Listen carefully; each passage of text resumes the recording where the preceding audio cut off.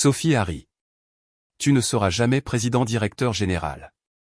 Sois juste reconnaissant que je reste dans les parages. Puis elle m'a trompé avec mon patron, Marc, pour assurer sa propre promotion et m'a détruit lors du divorce. J'ai démissionné discrètement. 6 ans plus tard, je suis revenu en tant que nouveau propriétaire de l'entreprise. Sa tête quand elle a vu qui la renvoyait. Moi, Julien, 34 ans, j'étais assis dans notre cuisine à Paris quand Sophie a dit ça. Nous étions mariés depuis 5 ans.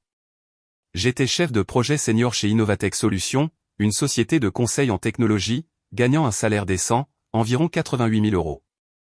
Elle travaillait dans la vente, rapportant peut-être 65 000 €. Tu sais quel est ton problème, a-t-elle dit, sans lever les yeux de son verre de vin. Tu crois que tu iras loin? Ce n'est pas le cas. Tu ne seras jamais président-directeur général. Tu ne seras jamais un cadre. Rien. Tu es un simple exécutant. C'est tout. Je me suis arrêté en pleine bouchée. D'où ça sort? De la réalité. Je dis juste que tu devrais peut-être accepter ce que tu es et être reconnaissant que je reste dans les parages. Ça m'a blessé. Beaucoup. Mais je l'aimais, alors j'ai encaissé. Je me suis dit qu'elle passait une mauvaise journée. Il s'est avéré qu'elle ne passait pas une mauvaise journée, elle avait une liaison. Je l'ai découvert quelques mois plus tard quand elle est rentrée tard pour ce qui semblait être la 100e fois. Son histoire changeait sans cesse, dîner avec des clients, verre avec l'équipe, projet tardif. Un soir, j'ai vérifié notre facture de téléphone en ligne. Des centaines de textos vers un seul numéro. Le numéro de mon patron, Marc Dubois. Mon patron, le vice-président qui n'arrêtait pas de me refuser des promotions, qui était soudainement devenu très amical avec Sophie lors des événements de l'entreprise. Je l'ai confrontée ce soir-là. Elle n'a même pas essayé de nier. Oui, je le vois. Et alors? Et alors? Tu me trompes avec mon patron. Elle a carrément haussé les épaules. Lui, il va quelque part. Toi, non. Il va me faire promouvoir directrice régionale des ventes pour le Sud-Ouest. Que as-tu fait pour ma carrière? C'est une question de carrière? Tout est une question de carrière. Grandis un peu. Tu veux rester chef de projet pour toujours? Très bien, mais pas moi. J'ai demandé le divorce le lendemain. Elle a déposé une demande reconventionnelle avec un avocat que son petit ami a probablement payé. Elle m'a accusé de violence psychologique, de comportement contrôlant, de manipulation financière, des mensonges complets. Mais au tribunal, un homme est toujours le méchant jusqu'à preuve du contraire. Le règlement a été brutal. J'ai perdu la maison de Sèvres. Elle était à nos deux noms, mais elle a prétendu avoir peur de moi, a obtenu une ordonnance restrictive basée sur rien, et le juge lui a accordé la résidence principale. J'ai dû quitter ma propre maison. J'ai été anéanti. Elle a eu la maison, ce qui signifiait que je devais racheter la moitié de sa part, 79 000 € que je n'avais pas. Elle a eu la voiture la plus récente. J'ai dû payer ses frais d'avocat parce que le juge a cru à son numéro de victime. Je suis reparti avec ma vieille voiture, mes vêtements et environ 14 000 € de dette. Marc, son petit ami, a rendu le travail insupportable après ça. Soudain, chaque projet que je touchais avait des problèmes. Chaque date limite était manquée, même quand ce n'était pas le cas. Il était en train de monter un dossier pour me faire virer. J'ai vu où ça menait. J'ai commencé à chercher un travail discrètement. J'ai trouvé quelque chose chez un concurrent à Lyon, une plus petite entreprise, Synergie Conseil, même poste, même salaire. Pas une promotion, mais au moins personne là-bas ne couchait avec Sophie. J'ai donné ma démission. Marc a souri quand je lui ai tendu la lettre. Dommage que ça n'ait pas marché, mais honnêtement, tu n'étais de toute façon pas fait pour un poste de direction ici. Sophie a obtenu sa promotion à peu près à ce moment-là. Je l'ai vue sur LinkedIn, directrice régionale des ventes, Sud-Ouest. Elle a posté un selfie avec mon ancien patron. Légende, quand on travaille dur, l'univers vous récompense. L'univers? Bien sûr. Je suis parti discrètement. Pas de pot de départ, pas de courriel d'adieu. J'ai juste emballé mon bureau et je suis parti. C'était il y a 6 ans. Les 2 premières années après le divorce ont été difficiles. Je ne vais pas dorer la pilule. Appartement bon marché, nuits instantanées pour le dîner la plupart des soirs, travaillant des heures folles pour rembourser la dette du règlement. J'ai essayé de rencontrer des gens, mais les problèmes de confiance ne favorisent pas les bonnes relations. Mais j'ai travaillé. J'ai vraiment travaillé. Le concurrent qui m'a embauché était plus petit mais ambitieux. Ils aimaient le fait que j'étais ambitieux aussi. J'ai été promu chef de projet senior en 1 an, directeur des opérations la 2e année. Puis quelque chose a fait tilt. J'ai commencé à voir des schémas que les autres manquaient, des inefficacités dans le fonctionnement des entreprises, des opportunités que tout le monde ignorait. J'ai commencé à proposer des améliorations de processus qui ont permis d'économiser de l'argent réel. Beaucoup d'argent. Les dirigeants l'ont remarqué. Vice-président des opérations la 3e année. J'avais 37 ans, je gagnais 130 000 €, et je sortais enfin du trou financier dans lequel le divorce m'avait plongé. 4e année, mon entreprise a commencé à acquérir de plus petites firmes. J'ai dirigé les équipes d'intégration. Il s'est avéré que j'étais très bon à ça, entrer dans des entreprises en difficulté, restructurer les opérations, les rendre rentables. Le président directeur général a commencé à m'inclure dans les réunions de stratégie, acquisition, fusion, plan d'expansion. Il me préparait, même si je ne l'ai pas vu au début. 5e année, je suis devenu vice-président senior, 195 000 € de salaire plus des actions.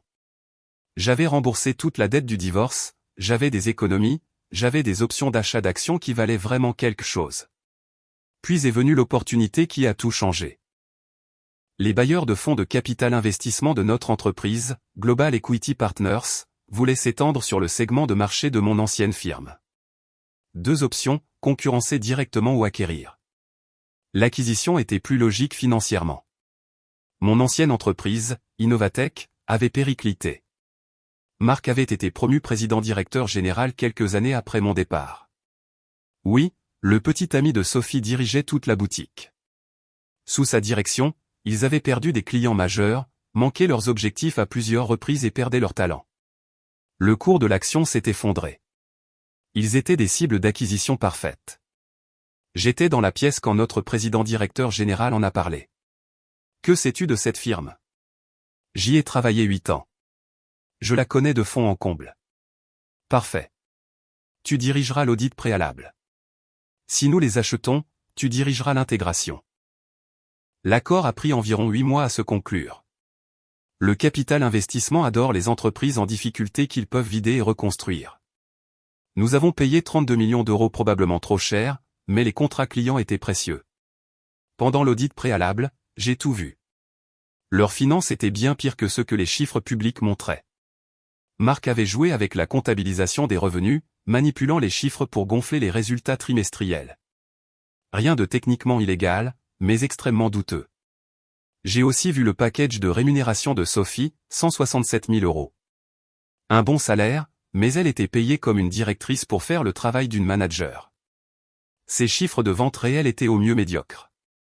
Elle était payée parce qu'elle couchait avec le président-directeur général. L'accord a été finalisé un mardi. Notre président-directeur général l'a annoncé à toute l'entreprise, puis a annoncé la nouvelle structure de direction. Nous mettons en place une nouvelle direction pour redresser cette acquisition.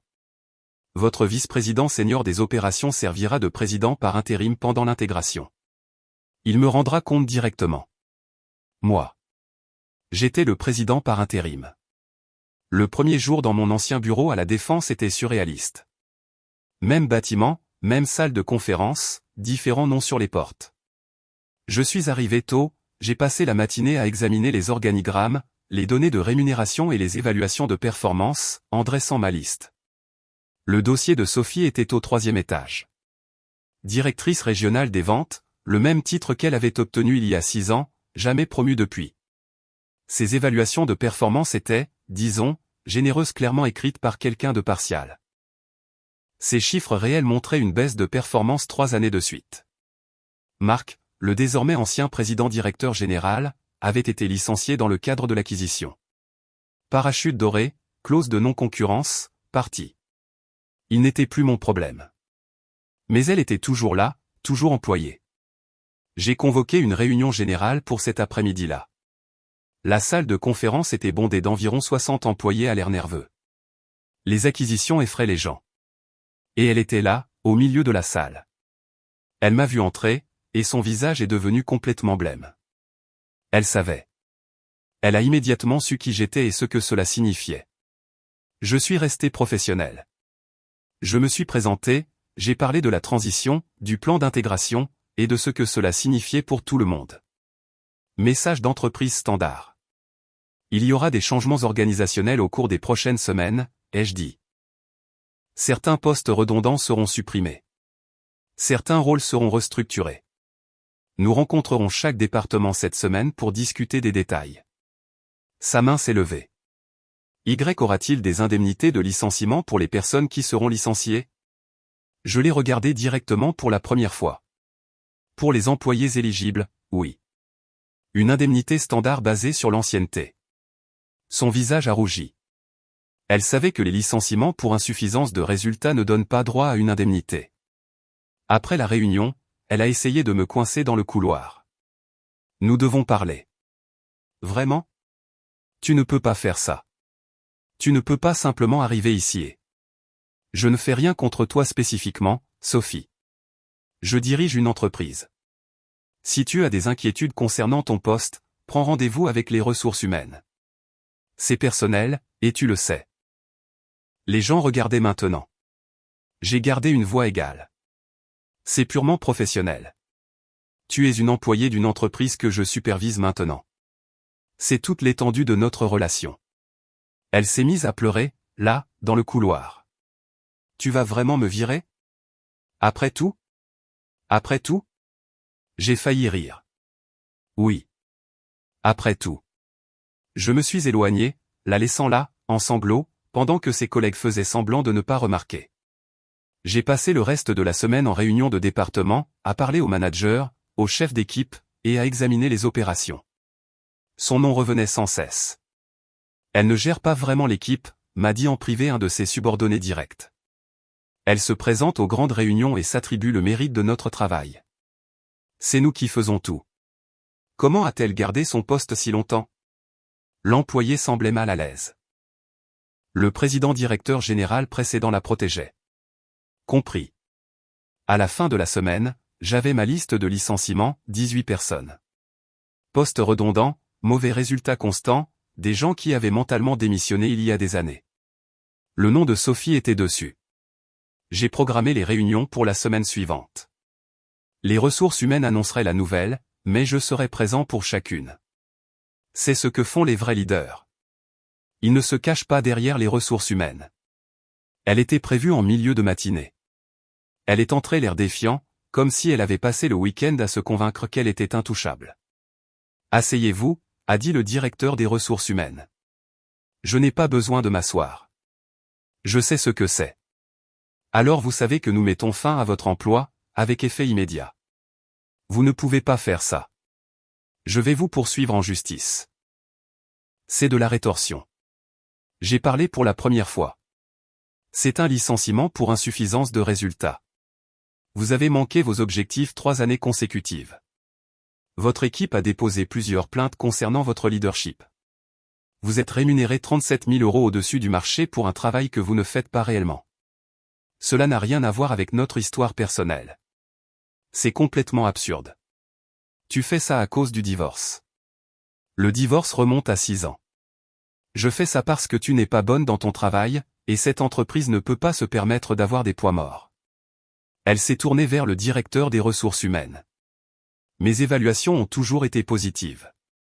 Elles ont été rédigées par quelqu'un qui avait une relation personnelle avec vous, a dit calmement le directeur des ressources humaines. Nous avons examiné vos véritables indicateurs de performance. Le licenciement est maintenu. Je vous poursuivrai. Je vous prendrai tout.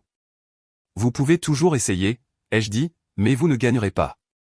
Nous avons 3 ans de documentation, des quotas manqués, des plaintes de subordonnés directs, et une analyse de rémunération montrant que vous étiez surpayé. Nous vous licencions pour faute. Pas d'indemnité. La couleur a quitté son visage. Pas d'indemnité? Les licenciements pour faute n'y donnent pas droit. Vous ne pouvez pas. J'ai un prêt immobilier. J'ai des factures. Tu aurais dû y penser avant de passer 3 ans à te la couler douce sous la protection de ton petit ami au lieu de faire réellement ton travail. Elle s'est levée si vite que sa chaise a basculé. Espèce de petit homme pathétique. Tu te crois si important maintenant? Tu n'es rien. Tu ne seras jamais rien. La sécurité était déjà à la porte. J'avais demandé qu'il soit à proximité. Escortez-la dehors. Elle a 15 minutes pour récupérer ses affaires personnelles. Rien d'autre. Elle a crié tout le long du couloir. Elle m'a traité de tous les noms. Ses anciens collègues la regardaient en silence. Je suis retourné à mon bureau, je me suis assis, et je n'ai rien ressenti. Pas de satisfaction, pas de justification, juste un vide. Elle m'a détruit il y a 6 ans parce que je ne grimpais pas assez vite les échelons, et elle voulait profiter du succès de quelqu'un d'autre. Maintenant, elle était au chômage, et je dirigeais l'entreprise. La vie est drôle parfois. Les semaines après son licenciement ont été compliquées. La nouvelle de mon lien avec l'ancien président-directeur général, Marc Dubois, et mon ex-femme, Sophie, s'est répandue rapidement. Les ragots de bureau étaient terribles. Certains pensaient que j'étais justifié, d'autres pensaient que c'était une vengeance mesquine. Je me fichais de ce qu'ils pensaient. J'avais une entreprise à redresser. Sophie n'est pas partie en silence, cependant. Bien sûr que non.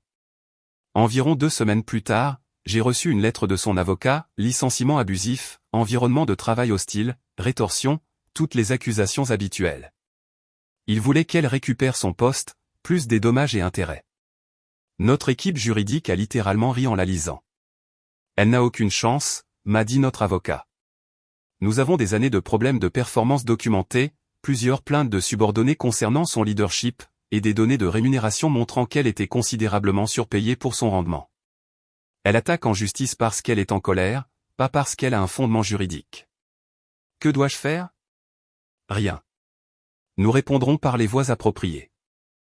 Cela mourra lors de la phase de communication des pièces quand elle réalisera qu'elle ne peut pas se permettre de plaider contre une société avec de vraies ressources. Ils avaient raison. Son avocat a retiré la plainte en moins d'1 mois, réalisant probablement qu'elle ne pouvait pas payer leurs honoraires une fois ses allocations de chômage épuisées. Mais elle a essayé d'autres approches. Elle a commencé à contacter mes anciens collègues, des gens avec qui j'avais travaillé il y a des années, essayant de construire une histoire selon laquelle j'étais vindicatif et instable, que l'entreprise était en danger sous ma direction. La plupart des gens l'ont ignoré. Quelques-uns m'ont contacté directement. Et Julien, c'est Sophie qui envoie des messages aux gens pour dire du mal de toi. Je pensais que tu devais le savoir. J'apprécie l'info. Ne lui réponds pas, je n'en avais pas l'intention. Honnêtement, elle a l'air un peu déséquilibrée. Ensuite, elle s'en est prise publiquement à l'entreprise. Elle a publié des avis sur des sites d'emploi dénonçant un leadership toxique et de la discrimination. Elle a posté sur des forums de l'industrie sur la façon dont nous traitions prétendument les employés. Notre équipe de relations publiques s'en est occupée. Ils ont signalé les avis qui violaient les conditions d'utilisation, anciens employés postant plus de 60 jours après leur licenciement. La plupart ont été supprimés. Les messages sur les forums étaient plus délicats, mais notre conseiller juridique général a envoyé des lettres de mise en demeure concernant une possible diffamation. Ça l'a calmé assez vite. Pendant ce temps, je redressais réellement l'entreprise. J'ai supprimé les postes redondants, pas seulement le sien, mais toute une couche de gestion superflue. J'ai renégocié des contrats de fournisseurs qui étaient bien trop chers. J'ai restructuré les équipes autour de véritables indicateurs de performance au lieu des amitiés. Le premier trimestre sous la nouvelle direction, nous avons dépassé les prévisions de 12%. Le deuxième trimestre, 15%. Au troisième trimestre, nous avions récupéré la plupart de ce que la direction précédente avait perdu. Le président-directeur général était ravi. Le conseil d'administration était ravi. J'ai été promu président avec un contrôle opérationnel total. Mon salaire a bondi à 265 000 €, plus une part de capital nettement plus importante. Tout ce que j'avais perdu dans le divorce, l'argent, la maison, la stabilité, je l'avais regagné, et plus encore, par mon propre mérite, sans coucher avec personne ni poignarder qui que ce soit dans le dos pour gravir les échelons. Un matin, peut-être 4 mois après l'avoir licenciée, j'ai croisé Sophie dans un café près de l'Opéra. Pure coïncidence. Je prenais un café avant une réunion. Elle était assise là avec son ordinateur portable, probablement en train de chercher du travail. Elle m'a vu. Je l'ai vue. J'ai failli partir, mais elle s'est approchée. On peut parler, s'il te plaît? Je ne pense pas que ce soit une bonne idée. 5 minutes, s'il te plaît. Contre mon gré, je me suis assis. Elle avait l'air fatiguée, plus âgée. L'arrogance dont je me souvenais il y a 6 ans avait complètement disparu. Je suis désolé, a-t-elle dit. Pour tout. L'aventure, le divorce, ce que j'ai dit sur le fait que tu ne serais jamais président-directeur général. Tout. Je me suis contenté de la fixer. Je me suis trompé sur toi, sur tout. J'ai fait des choix terribles, et maintenant j'en paie le prix. D'accord. C'est tout? Juste d'accord? Qu'est-ce que tu veux que je dise? Tu as détruit notre mariage parce que ma trajectoire de carrière n'était pas assez impressionnante pour toi. Tu as triché avec Marc pour faire avancer la tienne. Tu m'as plumé au tribunal avec de fausses accusations. Et maintenant, tu es désolé? J'étais jeune. J'étais stupide. Je pensais que tu n'étais pas assez bien. Et honnêtement, peut-être que je ne l'étais pas à l'époque. J'étais à l'aise en tant que manager senior. Peut-être que j'y serais resté pour toujours si tu n'avais pas fait exploser toute ma vie. Elle a baissé les yeux sur son café. J'ai entendu dire que tu es président maintenant. Oui. Et que tu t'en sors bien. Très bien. Je suis contente pour toi. Vraiment. Vraiment? Parce que tu as l'air malheureuse. Elle a tressailli mais n'a pas contesté. Je le mérite. Tu mérites pire. Mais je ne suis plus intéressé par la vengeance. Te voir t'effondrer à cause de tes propres mauvaises décisions me suffit. Les choses avec Marc se sont complètement effondrées. Après son licenciement, il m'a tout reproché, a dit que je le distrayais, que j'avais ruiné sa carrière. On a rompu. Maintenant, il essaie de poursuivre l'entreprise. Je sais. J'ai vu le dossier. Il ne gagnera pas, je suis au chômage. J'ai perdu la maison, je ne pouvais plus payer les mensualités sans mon salaire. Je vis chez ma sœur à Créteil maintenant. Je n'arrive même pas à obtenir des entretiens parce que la nouvelle s'est répandue sur ce qui s'est passé. C'est dur. Peux-tu m'aider? Juste une référence ou quelque chose? N'importe quoi. Absolument pas, s'il te plaît. Je suis désespéré. Tu étais désespéré il y a 6 ans de réussir. Tu as utilisé les gens, tu m'as utilisé, tu m'as détruit au tribunal avec des mensonges. Maintenant, tu fais face aux conséquences d'avoir brûlé tous les ponts que tu as jamais eus. J'ai fait des erreurs. Tu as fait des choix. Les choix ont des conséquences. Tu as choisi de tromper. Tu as choisi de mentir sur moi au tribunal. Tu as choisi de te reposer sur la protection de ton petit ami au lieu d'être réellement bonne dans ton travail. Maintenant tu es au chômage et inembauchable. C'est de ta faute. Je me suis levé. Je ne vais pas t'aider, mais je ne vais pas non plus continuer à te faire du mal. Tu le fais très bien toute seule. Nous ne sommes pas amis. Nous ne sommes rien. Continue ta vie et laisse-moi en dehors. Tu as changé. Tu es froid maintenant. Non, j'ai juste arrêté de me laisser marcher sur les pieds. Il y a une différence. Je l'ai laissée assise là. Je n'ai pas regardé en arrière. Cela fait environ 18 mois que j'ai licencié Sophie, 2 ans depuis l'acquisition. Je me dis qu'il est temps pour une dernière mise à jour puisque les gens continuent de demander. L'entreprise est florissante. Les revenus sont en hausse de 34% d'une année sur l'autre. Nous nous sommes étendus sur 2 nouveaux marchés et avons tellement redressé la situation que notre société mère m'a promu président-directeur général le trimestre dernier. Vrai président-directeur général. Le titre exact que Sophie disait que je n'aurais jamais. Je gagne 315 000 € de salaire de base plus des actions qui ont une réelle valeur. J'ai acheté une maison l'année dernière à Versailles. Un très bel endroit. 3 chambres. Bon quartier, pas de drame cette fois. J'ai commencé à voir quelqu'un il y a environ 1 an, Chloé. Elle est consultante, dans une toute autre firme. Intelligente, motivée, elle n'a pas besoin de moi pour faire avancer sa carrière.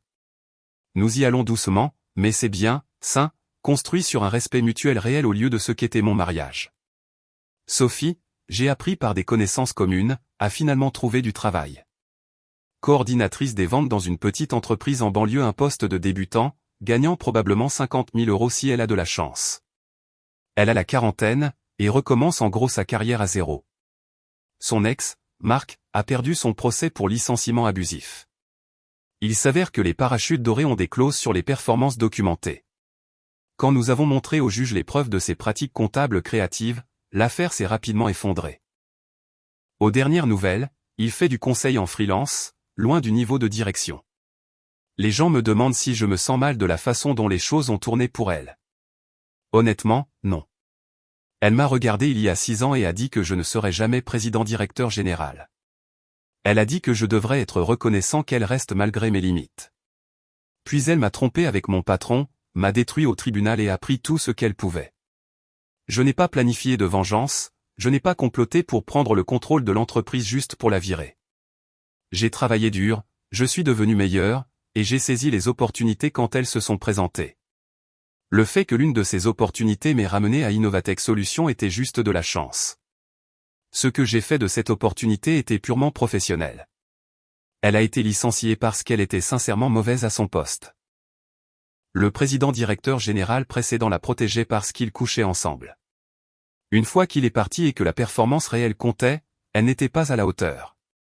Ce n'est pas de la vengeance. Ce sont juste des conséquences naturelles. Quelqu'un m'a envoyé une capture d'écran il y a quelque temps. Sophie avait posté quelque chose sur les réseaux sociaux à propos des « hommes toxiques qui abusent de leur pouvoir » et comment « le karma finit par rattraper tout le monde ».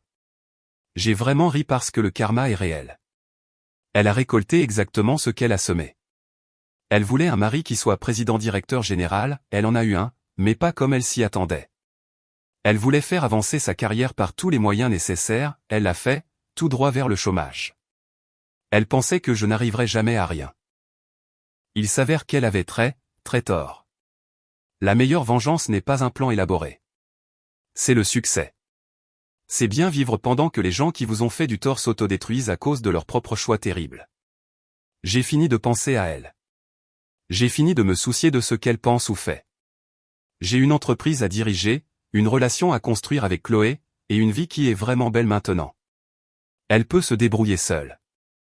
À tous ceux qui m'ont envoyé des messages de soutien au fil des mois, merci. À quiconque pense que j'aurais dû lui donner une seconde chance ou l'aider, je suis en total désaccord. Comme on fait son lit, on se couche. Certaines personnes pensent que tenir les autres pour responsables vous rend vindicatif. Je pense que laisser les gens faire face aux conséquences naturelles vous rend simplement sain d'esprit. Elle a détruit ma vie parce que je ne grimpais pas l'échelle assez vite à son goût. Je l'ai entièrement reconstruite selon mes propres termes. Maintenant, je suis au sommet, et elle recommence tout en bas. Ce n'est pas de la vengeance. C'est juste la vie qui est juste, pour une fois.